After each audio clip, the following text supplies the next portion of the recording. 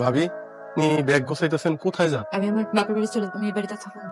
চাচু, আমি তোমার না দেখা থাকতে পারবো না। আমি তোমার ছাড়া যাবো না চাচু। ওরে ছাড়াও তো তোর চাচ্চু থাকতে পারবো না রে মা। তুই আমার কলিজার টুকরা, এই আপনারা কেন চলে যাবেন? তোমার মাথার বোঝা কমাইতে কিসের বোঝা? তুমি এখনো কোনো কাজকর্ম করো না। এর মধ্যে কইছো যে তোমার ভাইয়ের সব ঋণ তুমি শোধ করবা। এত কিছুর মধ্যে যদি আমি আর আমার মেয়ে এই বাড়িতে থাকি তাহলে মাথার বোঝা আরো বাইরে যাবে। বোঝা না ভাবি, আপনারা আমার বোঝা থেকে আপনারা কোথাও যাইতে পারবেন না, আপনারা এই বাড়িতেই থাকবেন ভাবি।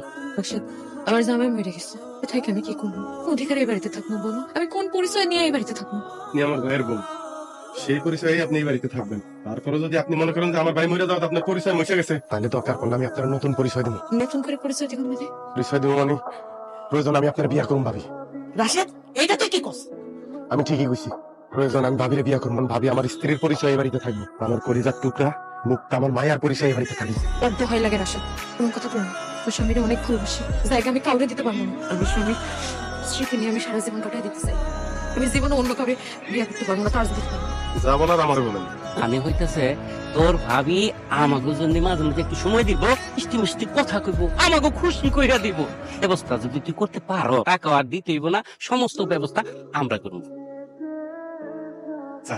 এটা কিন্তু একেবারে খারাপ দেন নাই। আপনারা দুইজন ভাইয়ের কাছ থেকে 1,00,000 টাকা পাইতেন, আমি আপনি করে 2,00,000 4,00,000 টাকা দিব।